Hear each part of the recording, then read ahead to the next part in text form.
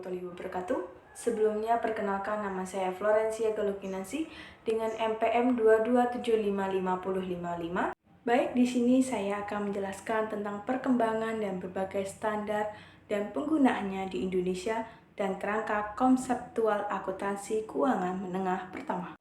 Yang pertama, saya akan menjelaskan tentang perkembangan standar akuntansi.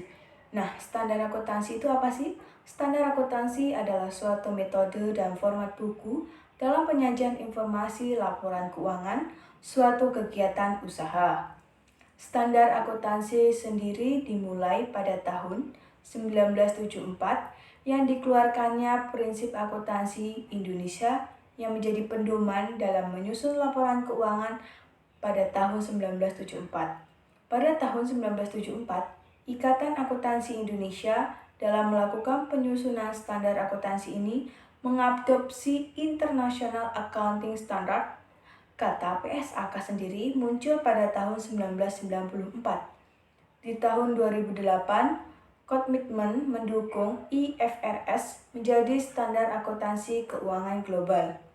PSAK melakukan update terhadap standar-standar yang baru untuk tahun 2015, 2018, dan 2020. Baik, di sini saya akan menjelaskan standar akuntansi dan penggunaan di Indonesia.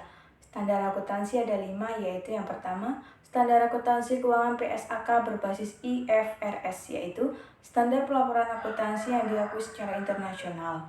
PSAK berbasis IFRS yaitu merupakan standar akuntansi keuangan yang pertama kali diterapkan di Indonesia dan ditetapkan dalam praktik oleh Ikatan Akuntansi Indonesia pada tahun 2012. Penggunaan standar ini yaitu untuk perusahaan-perusahaan yang terdaftar di Bursa Efek Indonesia. Yang kedua, standar akuntansi keuangan entitas privat yaitu ditunjukkan untuk entitas yang tidak memiliki akuntabilitas publik dan menerbitkan laporan keuangan untuk tujuan bagi pengguna eksternal. Penggunaan standar ini yaitu untuk perusahaan-perusahaan besar yang tidak terdaftar di Bursa Efek Indonesia.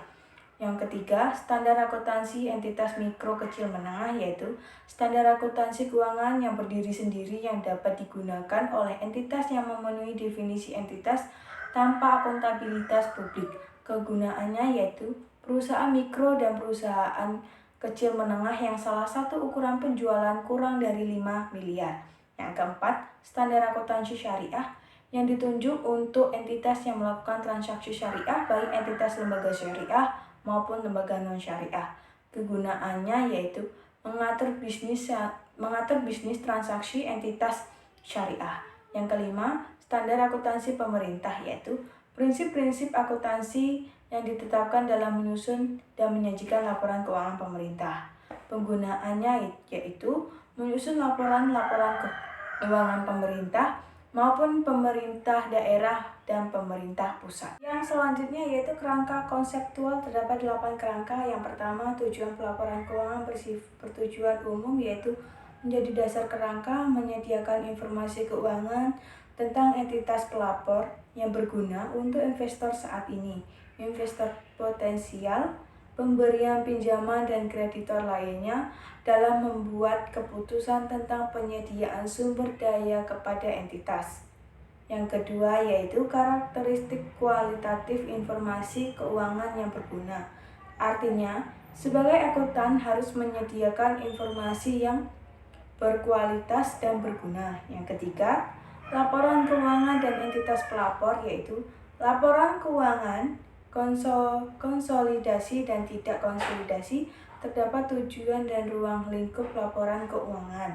Yang keempat, unsur-unsur laporan keuangan yaitu unsur-unsur laporan keuangan yang terdiri dari aset, liabilitas, ekuitas, penghasilan, dan beban. Yang kelima, pengakuan dan pemberhentian pengakuan.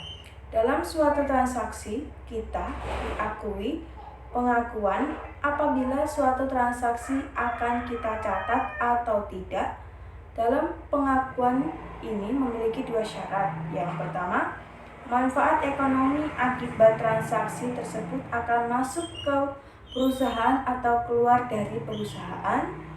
Yang kedua, transaksi tersebut mempunyai biaya yang dapat diukur secara handal. Yang keenam, pengakuan yaitu seberapa besar transaksi itu dicatat. Dasar pengakuan ada biaya histori dan nilai kini.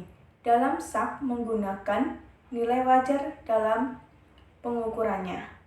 Yang ketujuh, penyajian dan pengungkapan sebagai alat komunikasi tujuan dan prinsip penyajian dan pengungkapan. Dan kedelapan yaitu konsep modal dan pemeliharaan modal. Konsep modal yaitu dianut oleh sebagian besar perusahaan dalam menyusun laporan keuangan. Sedangkan pemeliharaan modal yaitu sesuai bagian perusahaan harus didasarkan pada kebutuhan penggunaan laporan keuangan. Sekian presentasi dari saya. Presentasi yang usai begitu cepat sama halnya dengan dia yang kisahnya singkat tapi kenangan melekat. Apabila ada kata yang salah dalam penyampaian, mohon dimaafkan. Terima kasih.